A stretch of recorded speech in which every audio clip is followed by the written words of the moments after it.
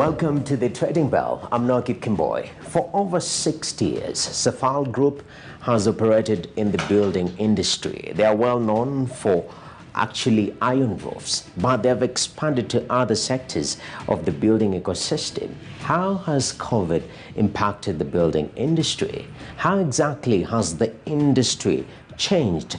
And what is the future of this particular industry? I'll be having a chat with Safal Group CEO Anders Lindgren. Before we do much, let's take a look at his profile, shall we? Anders Lindgren is the Chief Executive Officer of Safal Group. He's a seasoned managing director with over 30 years' experience within the fields of international sales, marketing, and general management.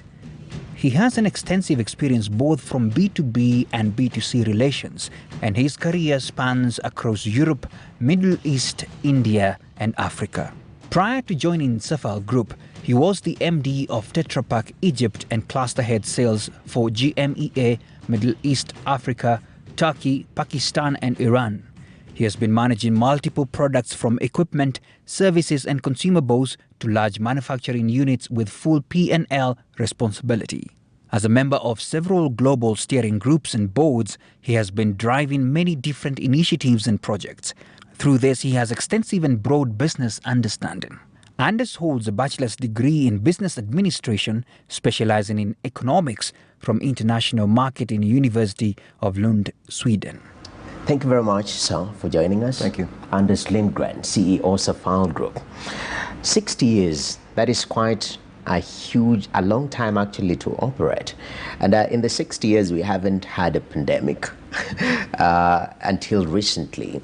So paint for us a picture. How was business pre-COVID-19 and how did it transition during the pandemic period? Well, as I understand, of course, over a 60-year period, there's a lot of things that happen in industry. You know, when this industry started, basically, the company only took in and galvanized sheets initially, you know, so that's many, many years ago. And then, of course, it's a long journey on how you go from, you know, doing the traditional roofing to go into more other products, you add more value, you drive more solutions and so forth over time. I only came into the company close to 3 years ago now. And I think we had a journey where we really start to look more at how can we add more value into the business, more solution selling, more prefabricated solution. I think we had started that journey. Then unfortunately, you know, the COVID came in and abrupted it all for us. And I think one other thing that happened during the COVID period is that we set back on a lot of these things. You know, we couldn't do it the way that we planned. So of course we're a little bit behind then in our plans. So up to then, I think everything was very normal, and of course after that, as we know, it's been very disruptive. We've been trying to manage as good as we can. Of course, you always set the people first to try to really safeguard people. Unfortunately, we have had losses, and we have some people passing away. So of course, you're never 100%, you know, satisfied with whatever you do in that situation. Then the other one is, of course, to manage your, you know, your operations, manage your costing, manage overall how you operate in the company. And in April, I think most companies actually stood still in Kenya and in many, many parts of the world. Definitely. Quite a disruptive move we've seen across the world. In the construction sector, I mean, looking at what the pandemic started, for some people, it was the perfect time to build if you had been saving. And even some data in the local scene in Kenya, we're seeing sort of recovery in the construction sector was pretty quick. Yeah. Was it also for you as part of this particular sector in terms of recovery? Yeah, no, we sat down as a group management team. We looked at what can possibly happen. We did that in March, April. We did a contingency planning where we actually thought we would drop 35–40% in volume. And we planned according to that. Fortunately, that never happened. We only had the drop in April, actually quite quickly, as you said. After that, actually, industry came back. We think that one of the reasons, of course, a lot of the people, they went back, they went on the countryside. Maybe the wife told them, you know, you better fix the roofing now. You know, so, you know, we had a lot of roofing going out, probably for repair and fixing. Of course, the project side of the business dropped, you know, quite quickly. But after that stop in April, we were back to fairly normal level, you know. So we probably were maybe 8–10% below in volume for the year. On the other hand, due to a bit of lack of the steel in the market, we still managed quite well overall in, because we had some steel, so we managed quite well over the period. Definitely. And, operations across 8 countries. Was this sort of uniform across these countries, or do we see variabilities based on location? Well, at that point of time, it was quite similar across, but of course after then we had these flare-ups of the virus coming and going in many places. I mean, South Africa was the one initially quite badly hit, and there we have had, more lockdowns than we have had in other places, and unfortunately, more people that have had, we've had issues with people as well, unfortunately. So it has varied between, and we also, of course, Tanzania was for some time not really recognizing the issues. So it has been different across. But I think we have, we took the time, we planned, we put, proper guidelines in place. We really worked with, day to day on how to manage operation. For example, instead of having monthly management teams, we had weekly management team meetings to really follow up and see how we could, and we were in very, very close coordination, of course, with all the different entities in the group. Yeah, that's very critical. You mentioned earlier the vaccination bit is very critical when you talk about recovery. And for us, it's not been quite smooth, overall speaking, about Africa compared to the rest of the world. Our vaccination rates are a little bit slower. And the discussion has been the private sector. What is the role of private sector to boost these numbers of vaccination? What do you think the role of private sector is? Well, I think, for us as a company, very often I think that when it comes to even what happened during the pandemic and well, what still is happening, but you have to manage yourself. You can't rely on the government to do everything for you, so you have to manage things. I think now one of the biggest challenges we clearly have in the group is that we need to increase the vaccination levels across. So we have a very hard drive on that right now, and actually, especially as we're sitting right now, we will make sure that we, for example, in our operation in Mombasa, outside Mombasa, we will bus people into hospitals to make sure that they get vaccinated. I think the vaccination is the critical path for us to be able to reduce infections in the group, and I think we all know that. Yeah, definitely. That is quite critical. Discussions when you talk about Safal Group, the first thing that comes to mind, as you noted earlier on, the wife says fix the roof. We think about roofing, but over the course of 60 years, you've expanded into a whole building, ecosystem, and that is quite critical. Now you supply bolt, you supplied pre-engineered, buildings, which we'll talk about later on. But are we seeing variability in uptake, even in recovery?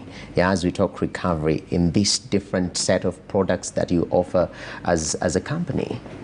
No, I think we have had, I think this is a natural development. It will go from basic products into more value, as I said earlier, more solution products. Of course, Africa is very much a brick and mortar building standard. That's the normal standard. But I can see, a huge development over time. I mean, I saw on YouTube the other day, the Chinese, they build a 20-floor building in, 28 hours.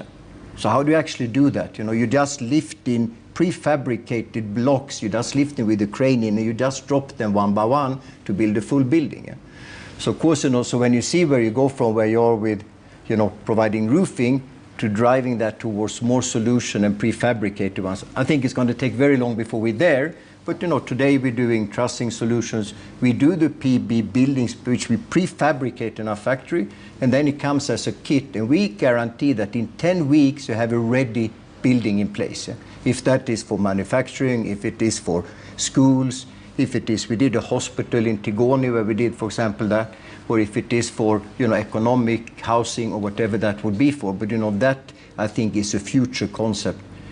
If you think about it, when you build a building in a city with traffic and congestion and people, it becomes very complicated. If you instead can come in with ready modules, it simplifies that whole process a lot. Definitely, and I think people on Mombasa Road, they're thinking if also they could build, the highway in 28 hours. It will be a That's positive funny. thing. You know something. I actually thought of that example this morning. I thought of exactly because I thought, of course, if you can come in with this, with these bridges just in pieces like that, then we could drive maybe there. And of course, we have our colleagues on the river really struggling getting to the office, so that would simplify things. It's a little bit more complicated maybe on that side, but on the building side, it's not so complicated. To prefabricate things that you actually can put together, it's easy to do, and it offers a lot of value. I think one of the things we have here when you compare brick and mortar with steel is that people have this perception that the steel wall is not as strong as a brick wall. But I tell you put someone with a sledgehammer try to go through a steel wall, I tell you it's much more difficult than a brick wall. So I think these are also perceptions you need to change. The same with trussings. We really promote light gauge steel trussings, simply because then you don't have to use the forest and the wood. Of course, we try to preserve the forest. As I said, the environment is one of our pillars on our corporate social responsibility side. So of course, you try to preserve forest by actually selling steel trussings and having people not using wood for that. Definitely. And we have a conversation. As a country, one of the big four agenda has been affordable housing. Sure. And affordable housing is revolving around cost. Sure. Yeah. The cost element of it is very critical.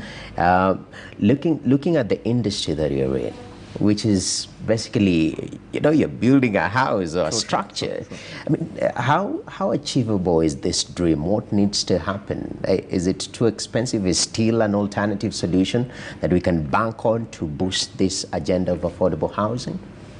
I think over time, yes. I think it's very, very difficult to compete with the lowest cost of building. Yeah?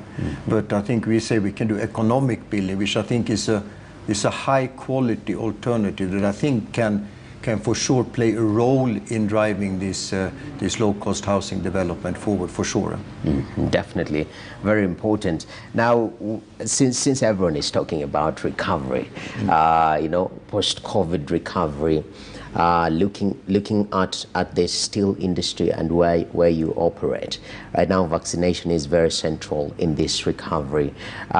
Where are we going? Because it also seems very, very unpredictable. We are seeing different strains coming up, which tends to create that, an uneven ground moving forward. How do you foresee the industry moving forward?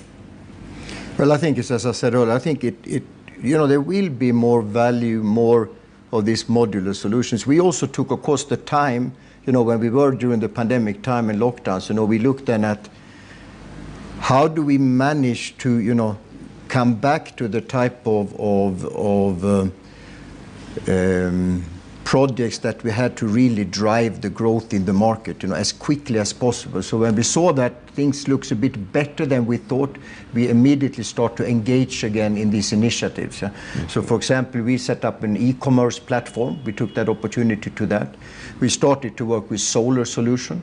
We started to work with, we have today panels that can be used for cold rooms. I think it's a huge opportunity in the future if you look at horticulture, agriculture, you look at restaurants and places to be able to have locally produced cold rooms to cater to these, these demands in the market. So we quickly try to do all these things so that we actually could get up to speed. As I said, we lost some time for sure, but I think we have a lot of things in our pipeline going forward. Solar is very interesting. We work with two different solar. One is more the industrial on existing building. The other one is something that can fit these prefabricated buildings, so we can have, if it's a light in there or whatever people would need in these type of buildings. So you actually can have solutions which maybe they have panels for insulation, they have solar, and what not in the future. This is